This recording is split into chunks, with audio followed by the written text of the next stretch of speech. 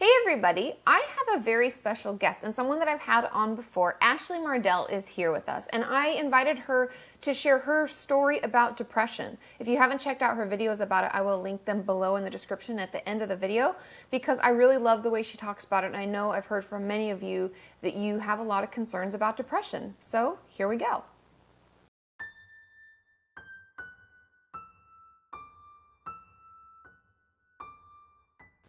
So Ashley, my first question for you is, how did you even know you were depressed? I know that sounds kind of weird, but I remember in your videos you were saying that you didn't even want to use that word. And I've heard from a ton of my viewers that they don't even know if they should use it because they're not sick enough or don't feel bad enough. So tell us how you knew you were depressed.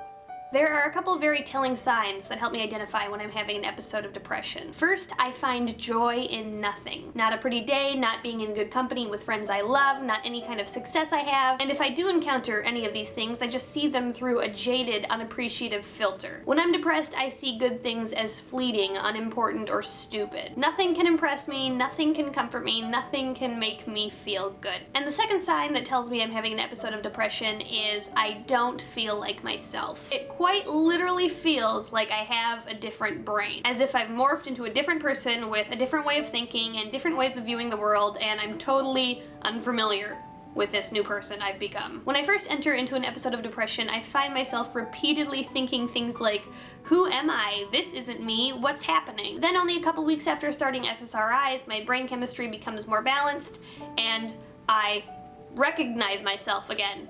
The way I think feels like me. I'm not constantly questioning, who have I become? What have I changed into? I don't know this person. It's not how I was a few weeks ago. Basically, I know I'm depressed when nothing's good and I'm not myself.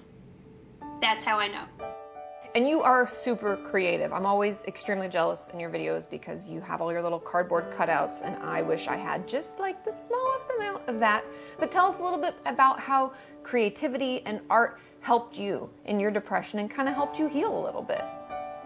Art and creativity are helpful because they give me purpose during my depression, a time when I really feel as if I lack purpose. When I'm depressed, I frequently ask myself things like, what's the point, who even cares about me, etc. Making videos and putting my art out online was one of the only things that could help me answer those questions in a positive way. I'd remind myself my art helps and inspires many people, and that certainly makes me valuable and gives me purpose. Art also gave me something to feel passionately about during a time when I otherwise felt pretty numb. And that purpose and that passion really helped pull me out of my depression. And lastly, how did you know that you needed to get back into therapy? I know that you talked a lot about how therapy helped you, and then you took a break, and then you went back. Can you tell us a little bit about your process?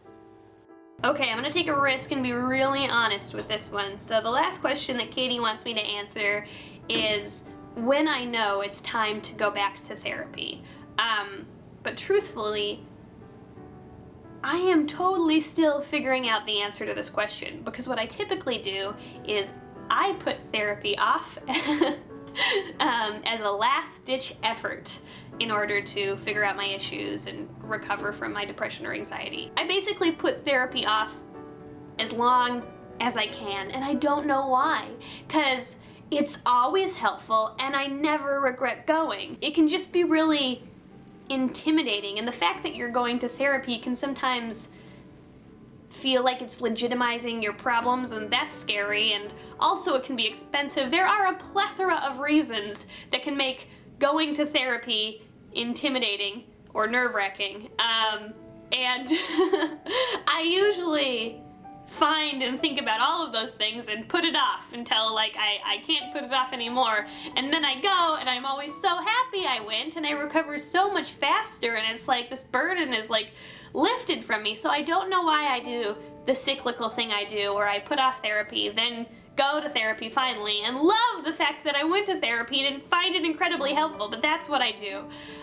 But right now I'm really excited because I'm at this point in my life that I've never been before where I'm feeling kind of like mentally off balance, but literally I emailed my therapist last night and I was like, hey Jamie, maybe we can get together and have a couple sessions.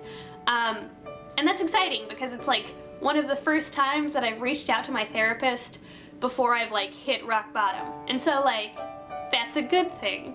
So I don't know. I don't know when the right time to reach out to your therapist is, or to go to therapy is. A lot of people just go to therapy consistently, even if they don't have any really big issues or any really big problems. They just see their therapist every week because it keeps them healthy, and I also think that's an awesome thing to do. Going to therapy is definitely helpful for me though, because I feel like I'm not dealing with all my mental problems alone. And I just have faith that I'm not going to overwhelm or scare my therapist away with all my issues. And sometimes that's how I feel about my friends or the significant people I love in my life. I'm worried that I'm gonna like complain or vent or be so vulnerable that it just becomes overwhelming and they're like, this is too much, I have to leave. But I just know that that's not gonna happen from my therapist. My therapist's not gonna do that. My therapist is trained to listen to my problems, hear my problems, and help me sort out my ish. So that's an anxiety I don't have to have, that I'm gonna be vulnerable with this person, really open up to this person, and then they're gonna get overwhelmed and like be scared away and leave. So I guess that's helpful. You have a person who's gonna go through all of your ish with you, and they're not gonna run away, because it's their job and that's what they love to do and that's what they're passionate about. So yeah, it helps me feel like I'm not alone. I don't have to worry about scaring them away. It's this huge weight off my chest of just being honest and being like, and just admitting that I have these problems is taken from me. And I mean, they're an objective third party who is trained in helping people sort things out. It's really good. Thank you so much for sharing your experience. It's so powerful to hear other people talk about how they felt, what helped them, and what helps them get through it now. Because I hear from a lot of my viewers that they're afraid to go to therapy or wonder if they're sick enough. And I just can't thank you enough for sharing all of your wonderful positive content online. And until next time.